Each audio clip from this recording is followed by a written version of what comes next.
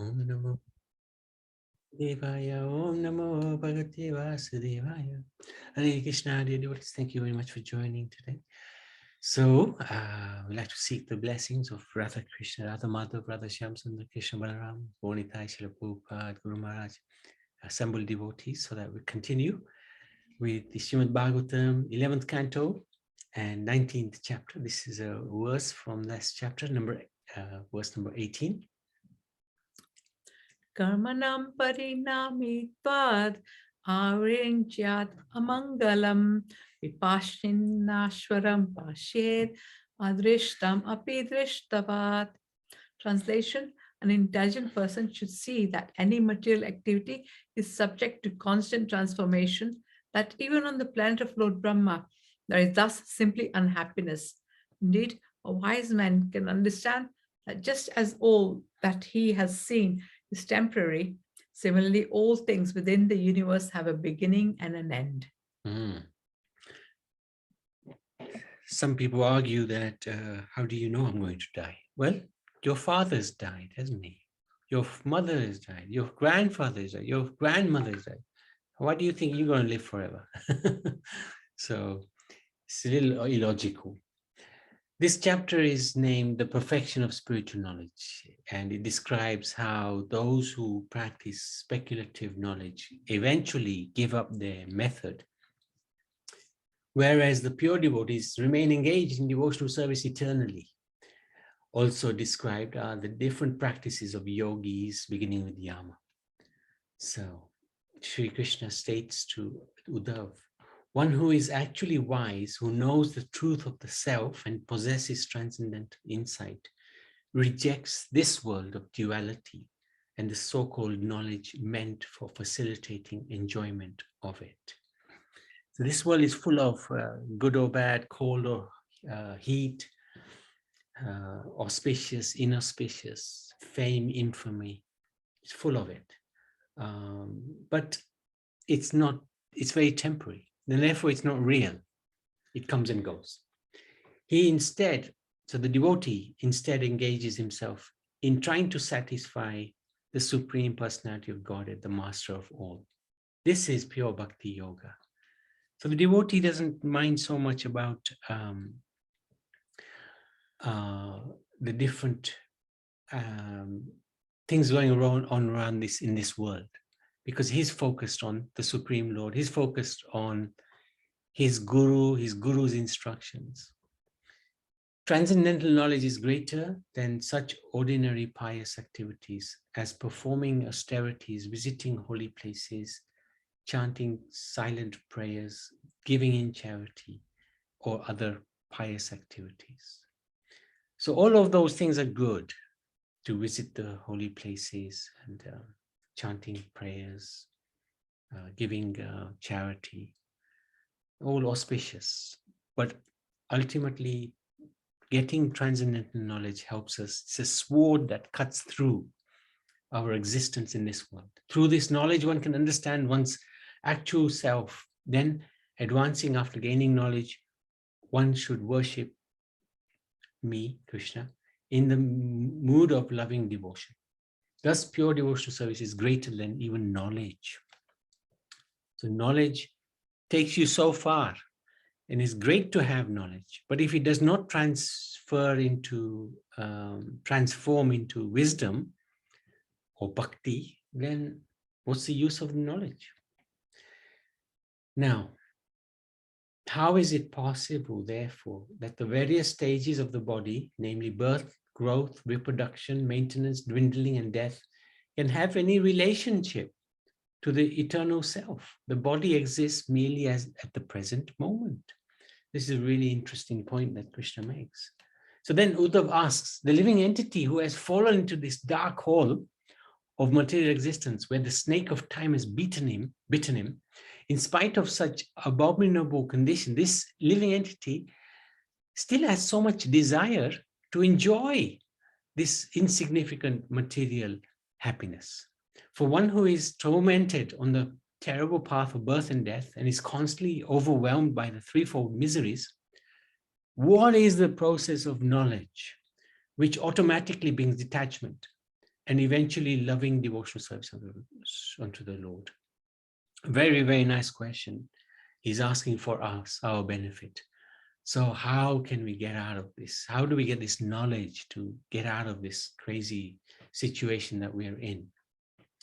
Krishna related the same instructions which he personally approved, that the greatest of Vaishnavas, Bhishma, gave on these topics to Yudhishthir on the occasion of the war at Kurukshetra, when he was overwhelmed by the death of many well-wishers. So Yudhishthir, he was just shocked. So many people died in the battle, and he was feeling very, very bad and responsible for the destruction.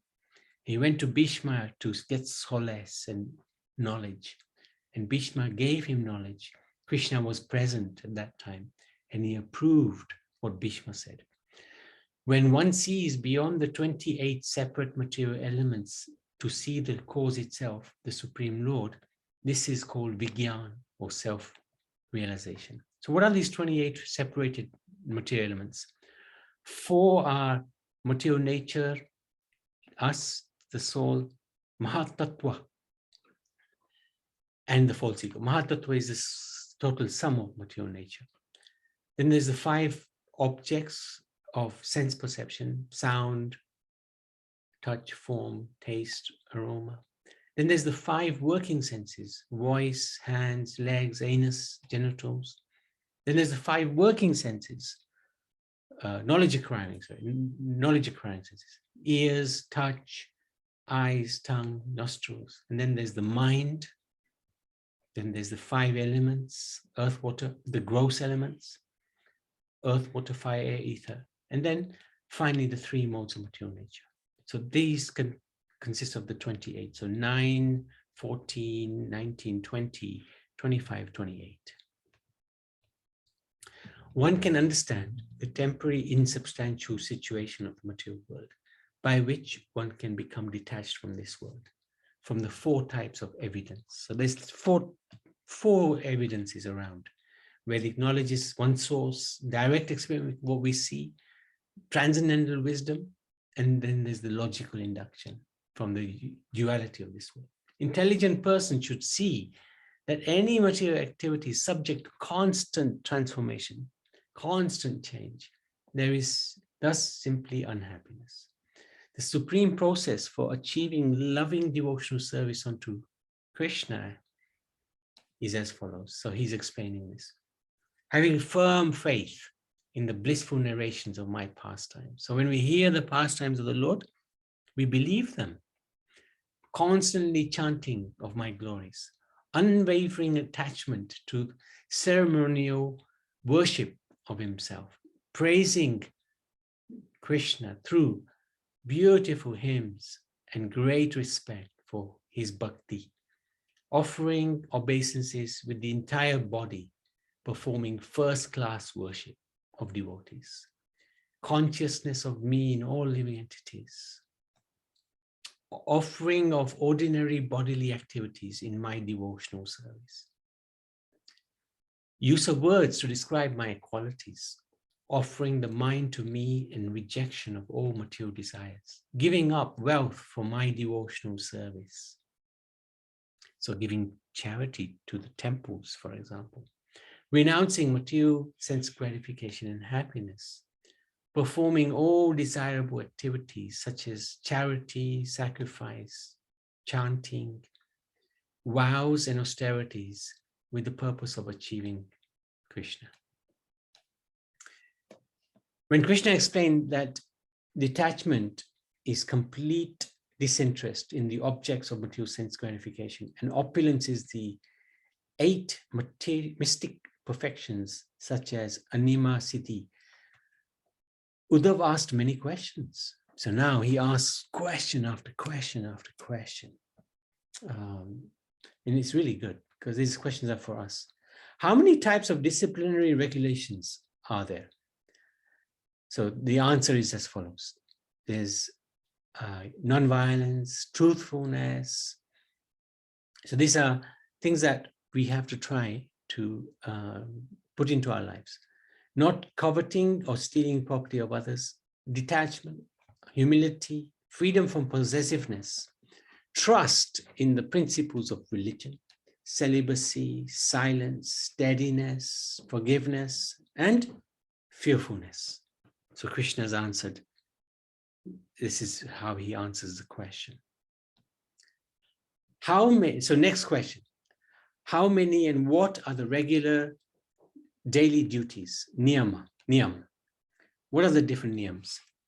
Internal cleanliness. So he's gone through external, now he's going to internal. Oh, sorry, he got external cleanliness as well at the same time. Chanting the holy names of the Lord. Austerity, sacrifice, faith, hospitality, worship of me, visiting holy places, acting and desiring only for the supreme interest, satisfaction and service to spiritual master. This is every day. You should try to do this every single day. Of course, visiting holy places may not be so easy, but when we go into our temple room and bow down, that's visiting a holy place. These 24 elements bestow all desired benedictions upon those persons who devotedly cultivate them. So this is 12 and then the previous 12. What is mental equilibrium? So the answer by Krishna, absorbing the intelligence in me constitutes mental equilibrium. So when we are feeling a little bit anxious or a little bit disturbed or a little bit stressed, if we simply thank Krishna, my dear Lord, thank you so much for everything you do for me, that alone will put us in the place of mental equilibrium. What is self-control? Complete discipline of the senses is self-control. What is actual meaning of tolerance and steadfastness? Tolerance means patiently enduring unhappiness, and steadfastness occurs when one conquers the tongue and genitals. So tolerance, be patient. Steadfastness, try to control the tongue. If you control the tongue, genitals automatically get controlled. What is charity? The greatest charity is to give up all aggression towards others. What is austerity? Renunciation of lust is understood to be real austerity. What is heroism? Real heroism is to conquer one's natural tendency to enjoy material life. How are reality and truth to be described? Reality is seeing the Supreme Personality of Godhead everywhere. Truthfulness means to speak the truth in a pleasing way, as declared by the great sages. What is renunciation? Cleanliness is detachment in fruitive activities, whereas renunciation is the sannyas order of life. What is desirable and wealth? The true desirable wealth for all human beings is religiousness. What is sacrifice? I, Supreme Personality Godhead, am sacrifice. How to understand the strength, opulence, and profit of a particular person? The greatest strength is the pranayam system of breath control. So this is quite interesting. This pranayam is very useful. So breathing exercises, very useful, gives us strength. Actual opulence is my own nature as Personality of Godhead, through which I exhibit the 6 unlimited opulences. Profit, the supreme gain in life, is devotional service to me. What is the best education? Actual education is nullifying the false perception of duality within the soul. Soul doesn't experience good or bad, or auspicious or inauspicious. The soul is just pure. It's part and parcel of Krishna. What is actual humility? Real modesty is to be disgusted with improper activities. What is real beauty? Beauty is to possess good qualities such as detachment. What is happiness and unhappiness? Real happiness is to transcend material happiness and unhappiness. And real misery is to be implicated in searching for sex pleasure. Who is learned? A wise man is one who knows the process of freedom from bondage. Who is a fool? A fool is one who identifies with the material body and the mind.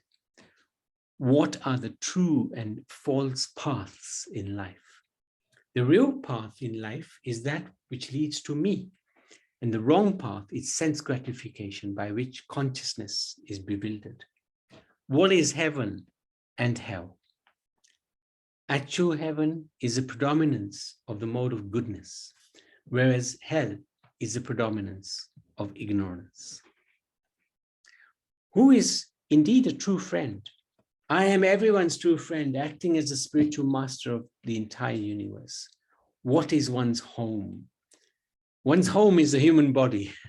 Interesting how Krishna says, don't worry about the dualities of this world, and don't worry that you are living in a temporary condition.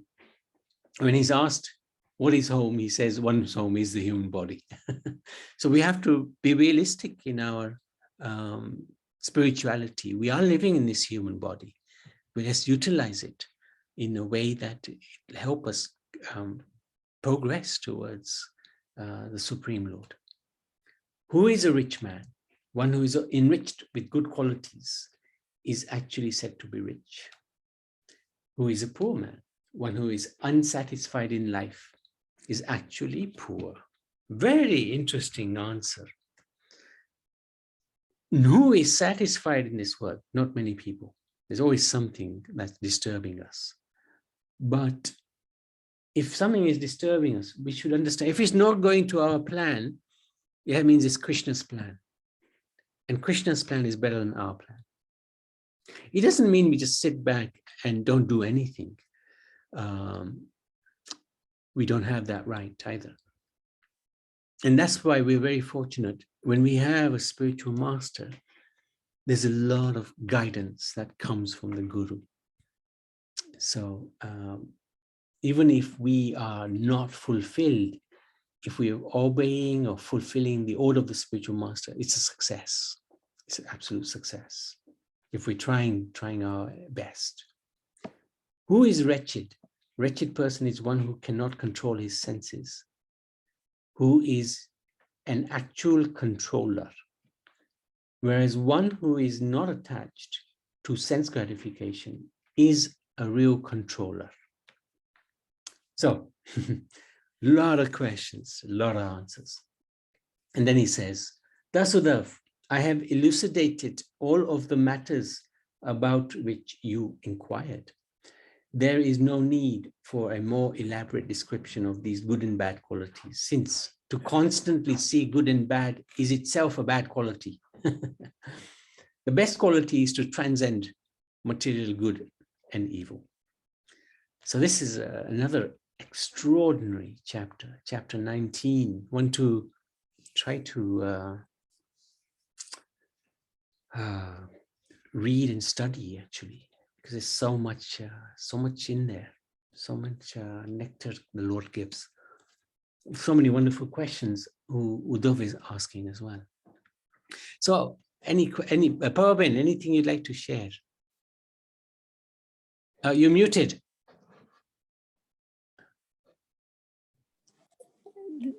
When you said the one who is unsatisfied in our life, actually poor, not that one. This one here, this one. Yeah, no. Not that one. Yeah, the one, I think is this one or we are never satisfied in our life. No. That's where you said something. And I was thinking the same thing. I said, yes, you're right. God gives us everything, but we still say, no, this is not enough. It's not enough. It's not enough. And that's what, look, this one. Unsatisfied in our life. Yeah. Even if we have everything, it's not enough. Yeah, it's true. It's true. Yeah. And it's just that how can we control ourselves I don't know. It's like this billionaire in Mexico. He was asked by one newspaper reporter, when are you going to stop? You know, you're already quite old. He said, I'll stop after the next billion. Yeah, yes, you're right. When people have got money, they want to get more and more. Yeah. They will never stop for it. Oh, I've got enough now. I don't want more. They will Mm, never. They will just get. They are so eager to get more and more and more. mm. And actually, Krishna gives a story of this later in the 11th canto, the Avanti Brahman, who is in that very position. And it's very instructive. So we'll come across that in a few chapters' time. Yeah. Yesterday I missed your drive. Yesterday I went to temple, but when I came home, it was 35 past 4, but then I didn't join. I said, so right. Yeah, we're free. These are the chapters I'm really interested. And in the evening, these come again, isn't it? The Evening, one you are reading now. No, evening we would. No, in the YouTube. YouTube, yeah. Yeah, that's right. Same. Thank you so much, Pravin. Yeah. Very good. This is I'm enjoying because I like to hear what you are saying, which goes in here, which is good. Thank you so much. You're encouraging us. Thank you. Thank you. Very nice. So anybody else, any questions? Otherwise, we can stop. Srimad Bhagavatam ki jai.